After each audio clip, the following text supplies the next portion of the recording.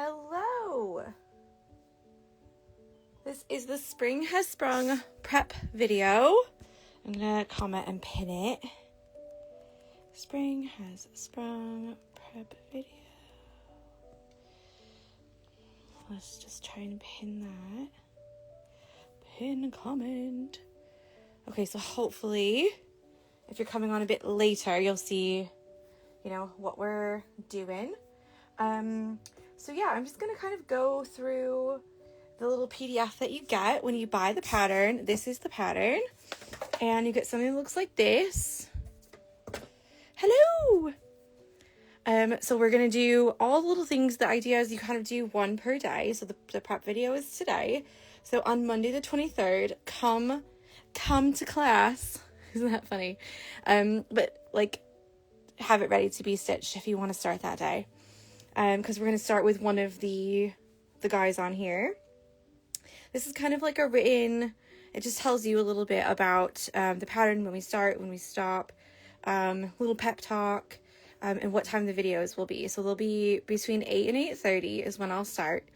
My son is learning to fall asleep by himself and sleep through the night, and he's doing pretty good actually. But I find that it takes him a little bit longer to fall asleep sometimes.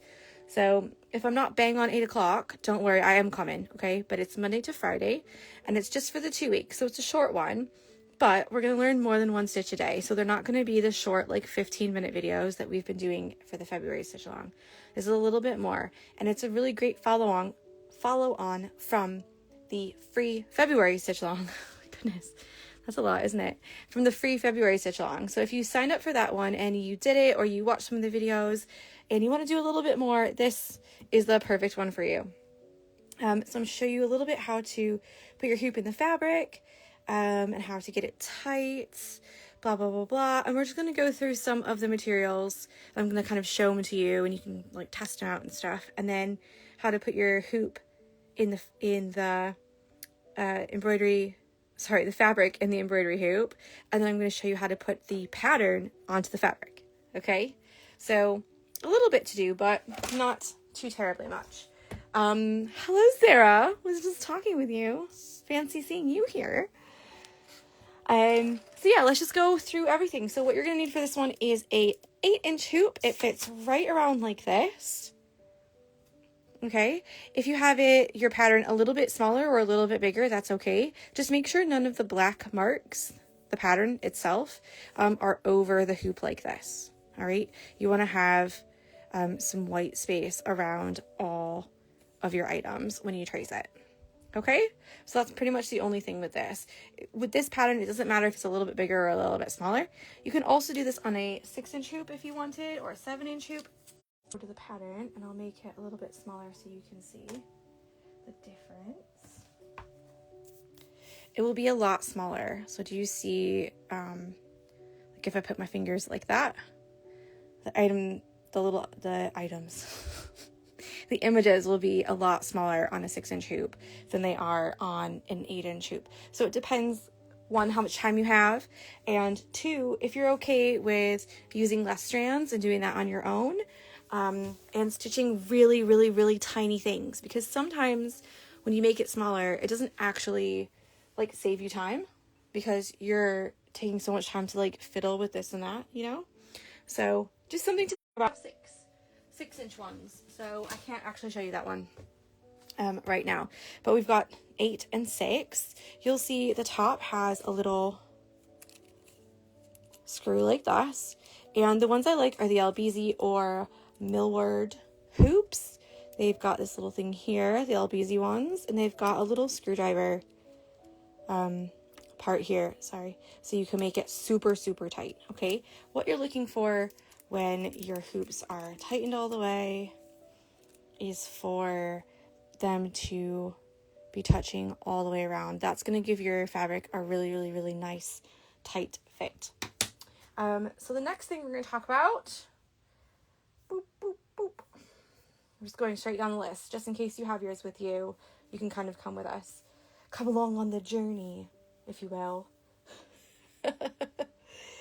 I think I need another coffee, if I'm honest. Right, we've got a piece of fabric. So this is where you can make a choice too. If you want to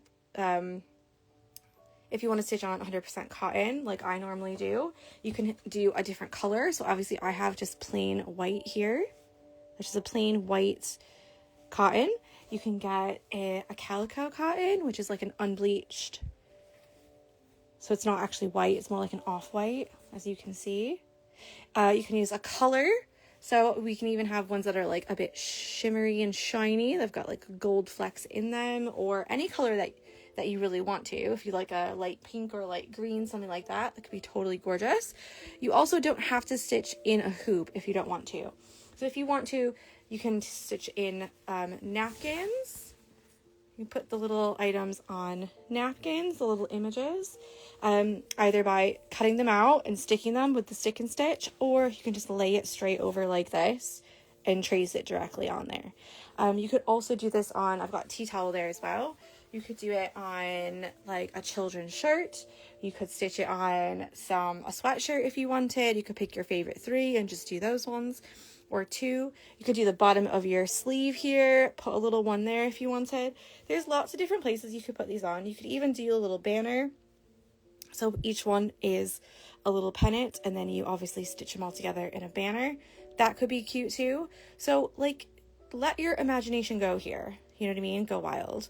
I think I'm getting all of my phrases mixed up. Let your imagination go. Surely that means don't have an imagination, right?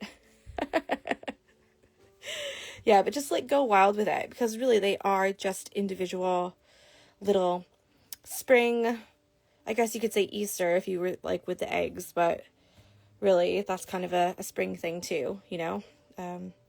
Little chickens having eggs and stuff like that. An Easter banner would be so adorable, wouldn't it just? It would be so cute. And what you could do also with an Easter banner, don't forget, is you could just, if you pencil, oh, I can't use this. Oh, this is our tablecloth. Ooh, can't use that one. Let's put that somewhere else. So every year for Thanksgiving, when we have a Thanksgiving, I have people sign a tablecloth. Okay? And then every year is a different color. So I haven't hemmed it yet, but I stitch on everyone's names. See? So I've got to stitch a couple still from like a really long time ago. Like 2020, I think. But how cute is that? So there you go. And then every year has like its own color to show that they were there for that year. But there you go. Another idea. Not like me to have like a million ideas. But yeah, what I was going to say is you could always mark out your banner. So draw your banner where you want to cut it and everything. Trace it all out. Keep it on one big page, one big piece of fabric, and then just move your hoop around as you're stitching on them. And then when you're done, cut them out and sew them together. Then you don't have these tiny little fiddly pieces of fabric that you have to try and figure out, how am I going to get all of them together? You know what I mean? Because I always found that when I was making them for myself, is that I would like cut them to the exact same shape that I wanted. And then you'd have this like really awkward like triangle or like kind of, you know, pennant shaped weird thing that you had to try and get in the hoop, and it's such a faff. So just saying, okay. You can also use a linen kind of color. Let me see if I've got my linen over here, which is always really lovely. It just has a bit of a texture to it. So if you look at this one, you can almost see my fingers through it. It's more of an open weave, really lovely to stitch on, but it's just a different kind of fabric. It's also a bit more expensive. So it just depends on, oh my goodness, it just depends on what you'd like and what you prefer to stitch on. So I tend to stick with the kind of organic calico or colored cottons. There's the Country Classics quilted cotton, which is just plain colors. There's also Kona cotton, Kona, which is a little bit more expensive, but you can get a lot of lovely colors of that as well. So it just depends, again, on what you like. I know I say it a lot, but if you find that you're not having a good time, it might be because you're using the wrong needle or you've got the wrong fabric for what you want to stitch, or maybe too many strands. You can always start in one of those 3 places to try and, like, you know, fix it. and give yourself a better time. So next is a pencil or a pen to transfer the pattern. So what I've got here is I've actually found the bag of all of my stuff, of all my choices. So if you've got a pencil, you can use that. I would really, really try, if you use a pencil, to don't do this kind of thing. I'm just gonna zoom in. Don't do this kind of thing when you draw your lines. Okay, try and use your whole hand and draw a line like that, and then stitch over the line. Okay, so when you're stitching, put the line inside when you're doing your stitches, or go exactly on the line if you're going to do like a chain stitch or something like that, to cover that line up, because the erasers are not great on fabric. Okay. The next one is the water erasable marker. This is from Keyring, but there's lots of other brands as well. And it's just a regular marker like this. You can draw directly on the fabric, but you need to erase it with water. So you do have to dilute your whole entire fabric like pretty heavily with water if you want to get it out. Sometimes you'll get like a little blue, like almost like a ghost line around it. It just means that the ink hasn't come out all the way. That's it. So there's still ink in the water when it dried. So you just need to rinse it out all the way. Some people don't like to use that, especially if they're doing watercolor on their fabric, or if they've done some like 3D stitches like turkey work, or like a woven wagon wheel rose, because sometimes the water on those can distort the stitches a little bit. So just something to think about.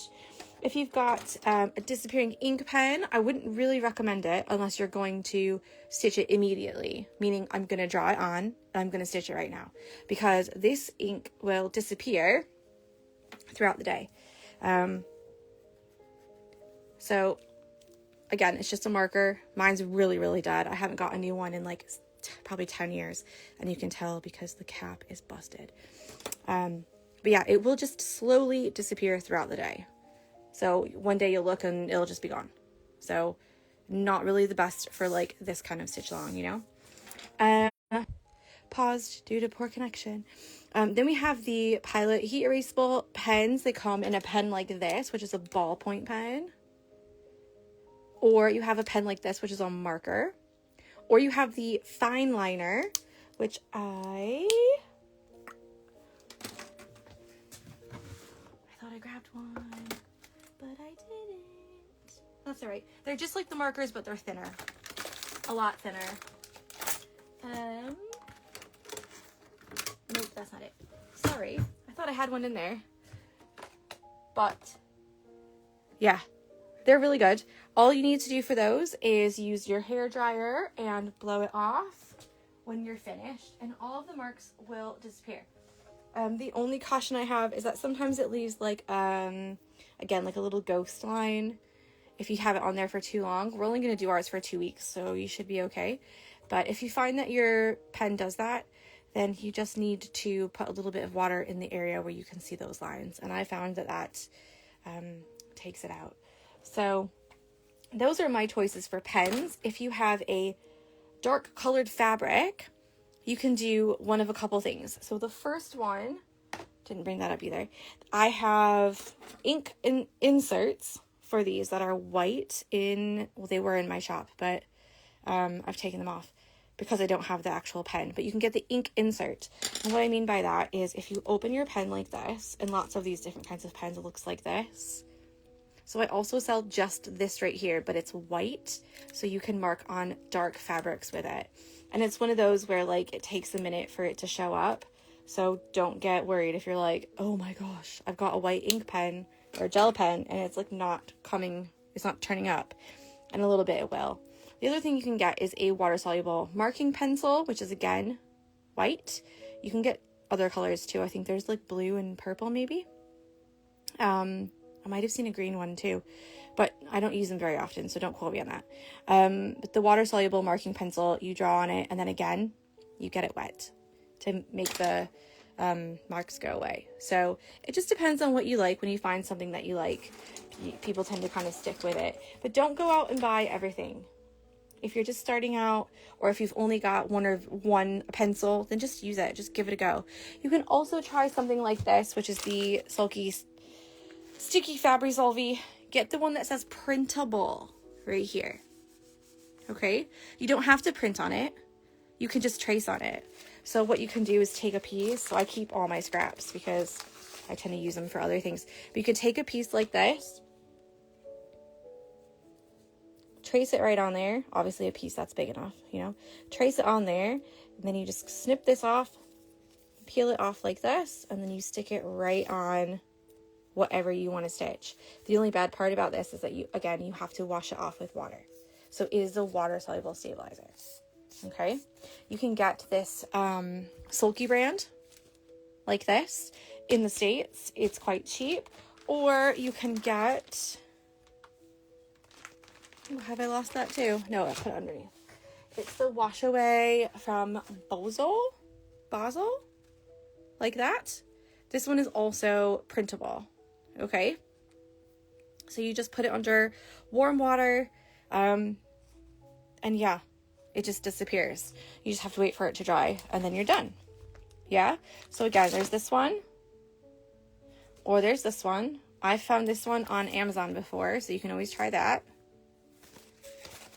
So there's lots of different options, and I like to give a lot of options, not because I'm trying to confuse you. I just want you to find the one that you like the best, because if someone says, I use this sticky Sylvia all the time and I love it, other people might go, oh my gosh, it makes my needle sticky and I don't like it.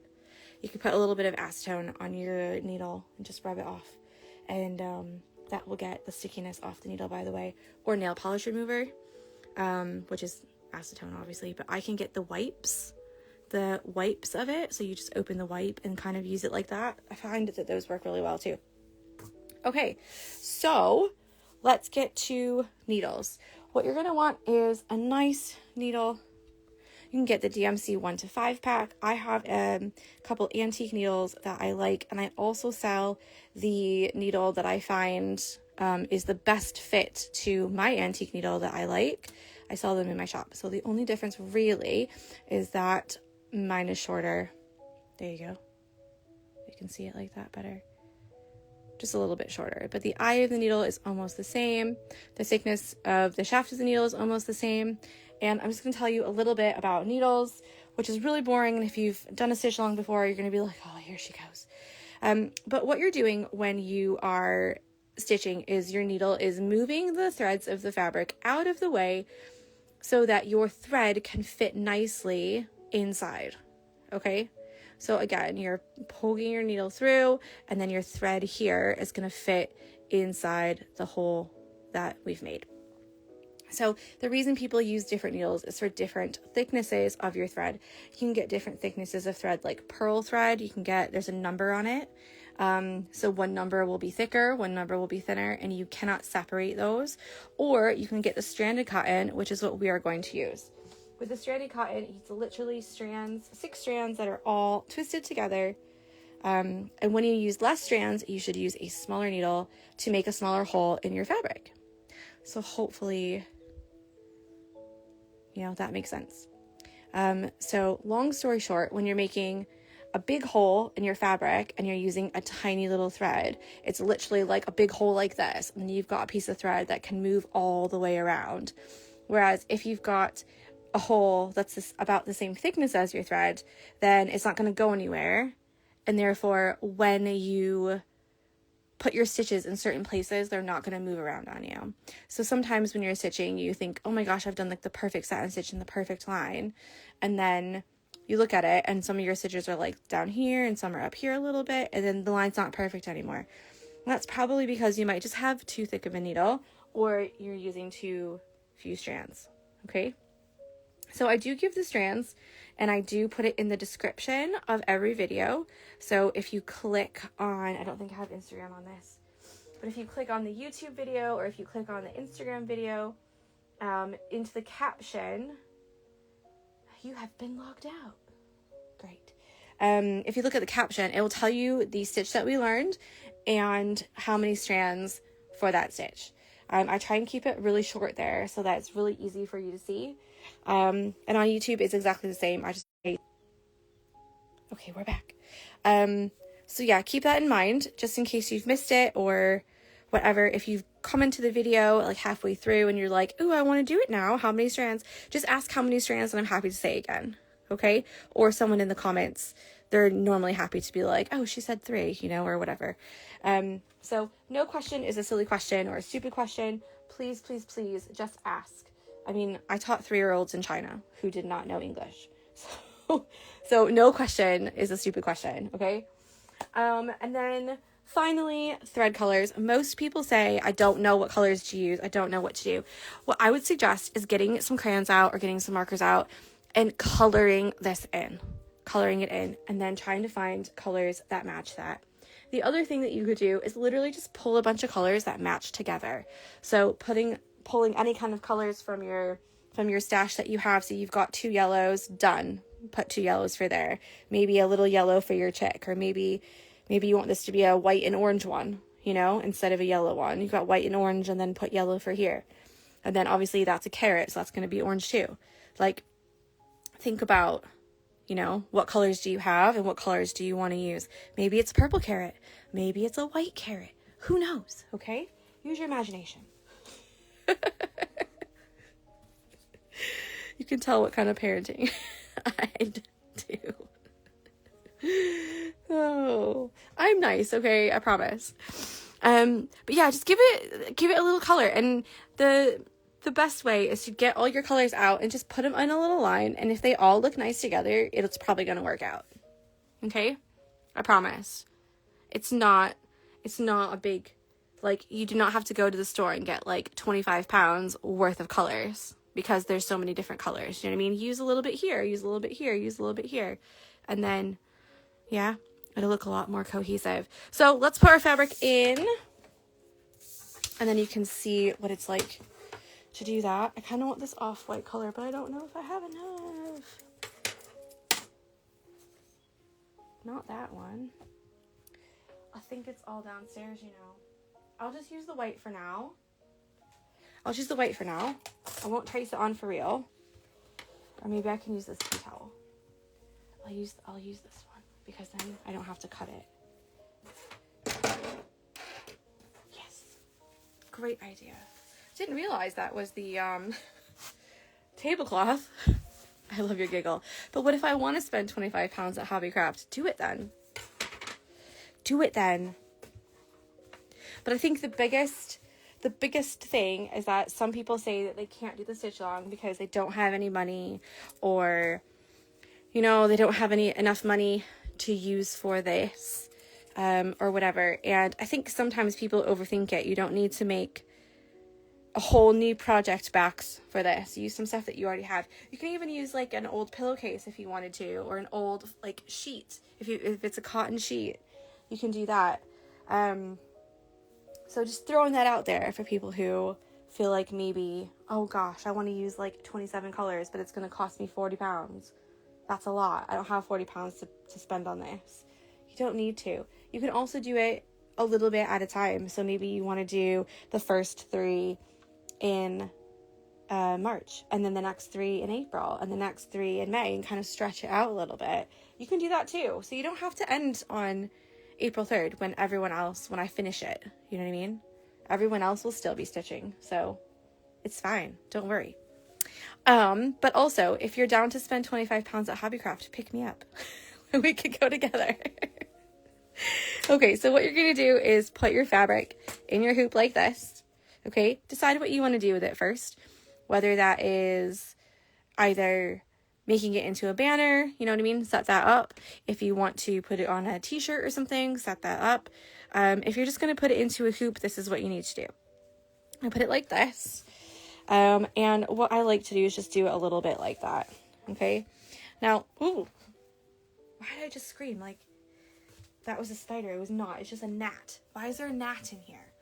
Oh, go away. This is my space. Okay. And what I like to do is have about this much all the way around. So if I'm just doing a regular hoop, I like to have about that much all the way around. So I've just taken this one out of the hoop so that you can see.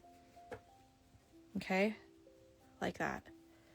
All the way around. And I like to cut it in a circle. But obviously, if you want to make it like on a napkin or something else, do you know what I mean? Then like do that. I always say, like, think of what you want to do with it first and then make everything else around it. Now, what you're going to do is you're going to hold your hoop against your stomach like this, okay? And you're just going to pull a little bit. And do you see when I pull, it takes all the wrinkles out and it makes it tight? As you can see, I'm like I'm not good with bugs. I'm not good with unexpected bugs.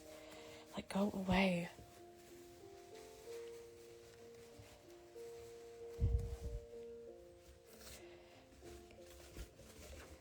I need to get a roofer and I need to get an electrician for our thing downstairs now.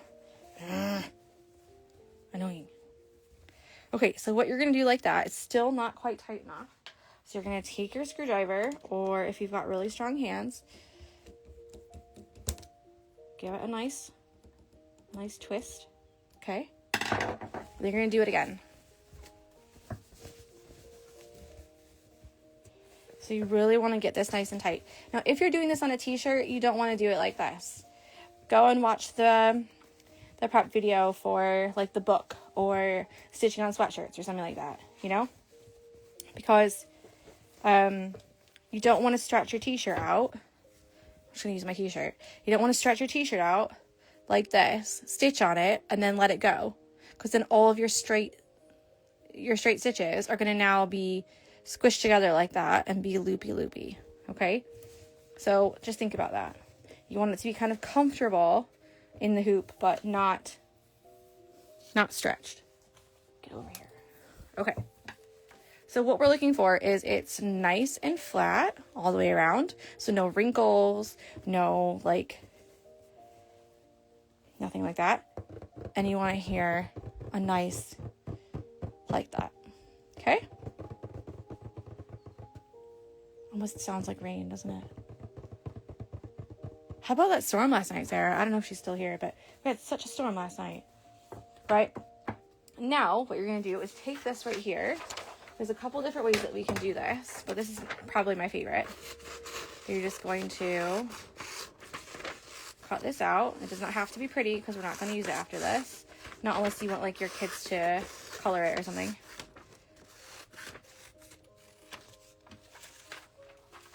How cute would it be, okay, to have like one little embroidery like this in a really small hoop? Moms, listen. One cute little embroidery like this in a little small hoop, maybe like at the top, okay? And then have your child write their name underneath, and then you stitch all of it. How cute would that be? Yeah, so say like Easter basket, okay? And then it says like Robin underneath, but she's written her own name, and then you stitch it. Ah, how cute would that be? Or like the chicken, or like the little daffodil, and then you have them write something. That would be so cute, and then you stitch it. Okay, so what you're going to do is after you've done this like this, you're going to take this, right, under like that, okay? And you're going to put it directly under. I like to use blue tack. I've got my Minky blue tack over here. And I just put like one or two little bits. Like that. So you want to put it on the paper, but then also on the wood. And then, yeah, you can trace it directly on like that. It works better in a, like up against a window. So if we kind of put it like that, you can kind of see, once you have the light shining through it, it's a lot easier. Paused, there we go. It's a lot easier to see all the details like that. Yeah. The other thing that you can do is get your phone and put the flashlight on and put it underneath. So my iPad doesn't have a flashlight on, or else I would show you that. But yeah, put a flashlight underneath, or you could put one of these lights underneath. I could do this one though.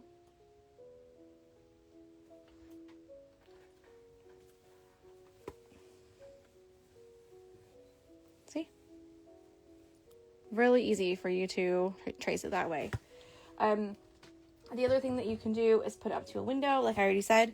Sometimes people have a hard time holding it, which is why I put the blue tack on. You can also do it the other way. So that means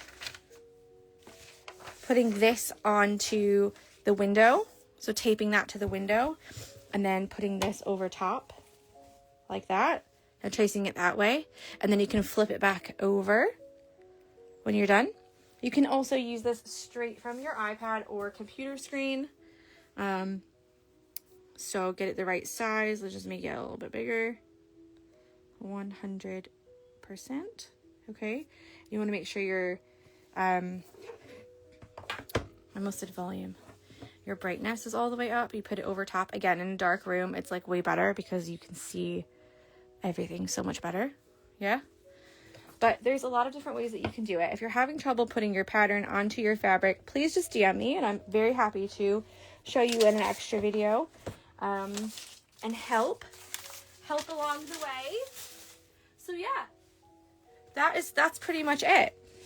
You do not have to put this in a hoop. You could put this on sweatshirts, you put on t-shirts. You can even watercolor if you wanted to. So my idea was to make little rectangles behind each one, but I didn't really know how that would look. But let me show you. Again, I don't know how if you can see it or not. Let me see. Let me find it. I'm turning around the right way. Where are you? Right, so I started with this block like this to make sure that they are all the same. Okay, but imagine if you had like light blue,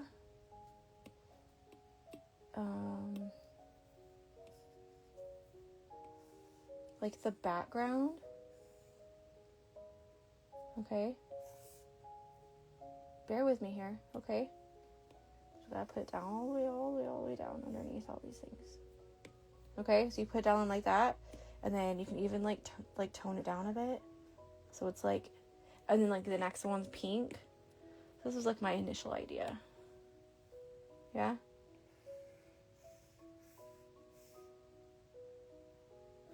One time I was making a circle, and the circle was so bad that it wouldn't even register as a circle. It was like oval. Yeah. That was my initial idea. But then I wanted these ones to be bigger, and then these ones touch the corners, and I was like, oh, I don't know about that. So there you go, a peek into my brain. And maybe like yellow would be next or something. You know, just like some nice springtime colors. Just a thought. You know, I like to do just random things and then say, it's just a thought though. So there you go. This is like the optional part, okay? It's just like what you can do. This is not what we're doing. We're just probably going to leave ours plain. Or maybe I'll show you a little update in the next week of one that I've done like that. Just something you could do, okay? You don't have to. So that's pretty much it. That's what I've done. Do watercolors get weird if you use a heat gun to erase friction pen marks after? No, I use a blow dryer. Please don't use a heat gun. That will probably set your fabric on fire. But no, they do not. Actually, if you iron the watercolors, it like heat sets it almost. But no, I've never had any problem. So we've done a lot of different watercolor ones in the past. Just see if I can find one. Per usual, it's not here. But we had the heart one that we did a watercolor on. If you remember the heart for Valentine's Day. We did that one, and we had a big heart in the middle of that one, and we watercolored it. Just say it the same way, Tori, but like different. Like same, exactly. Just say the same words again, but just say them in a different way. I'm telling you, I lose more brain cells every single day. But it's fine. It's fine. It's fine. I thought I had it right here, which is why I'm rummaging. But no, I can't find it. But yeah, it's the heart one, so you can see me do that. But I've also done a lot of different videos just about the watercolor, only about watercolor. So if you're looking for one of those, go to my profile and scroll back, or go onto YouTube and scroll back. And I have done some videos just on how to watercolor on fabric. So if you want to have a straight line that doesn't bleed, or if you want to have more of like a bleedy kind of organic, like, you know, thing happening, then it shows you how to do that too. So if you want me to try and find it and send it to you, I'm more than happy to do that. Just let me know. But I think that's pretty much it. The only other thing that you definitely need are scissors, which I didn't talk about, but you just need regular scissors, just sharp scissors. So you don't have to buy them either. Just don't use like your kids' safety scissors, because we need them to cut the threads, and they need to cut the threads like straight across. Otherwise, when you thread your needle, you're gonna have a bad day. You're gonna have a hard time. And that's really what we do not want. I also sell these right here in the shop. They're really, really cheap. So you can always use something like that too. And how they work is you put them through the eye of your needle like this. Okay? And you put your thread up in there, and then you pull them out, and it pulls the thread through the eye for you. Okay? That's something that's quite... I mean, they sell them all over the place, so you don't have to get them from the shop. But just something else to think about. And then these ones are for like the big ones. Where's my... You know, like these... Like this kind of size. And put it through and out. Okay? So yeah, do you have any questions at all? Any other questions? No question is a silly or stupid question. Some people are just starting out. This will be their first hoop. Maybe this is their first. If you remember last time, we drew our own patterns for the February stitch along, if you did the free one. So this might be your first time doing a pattern. This might be your first time stitching. It might be your first time learning more than one stitch in a day. There's no silly questions. You are never going to be behind. So please don't say, oh my gosh, I'm so behind. Like I need to catch up. No, you don't. Do not stress about it. The whole point is to relax ourselves. Okay. Take a minute, take a breath. If my voice is annoying, watch it on mute. like, I got you. Okay. Like if you don't want to hear the chat, you can always put on some nice music and stitch it from there. If you don't even want to watch the whole thing, you are more than welcome to just look at the bottom part of the caption where it says like stem stitch 3 strands, and this one 2 strands, and this one 1 strand, and then, you know, go from there.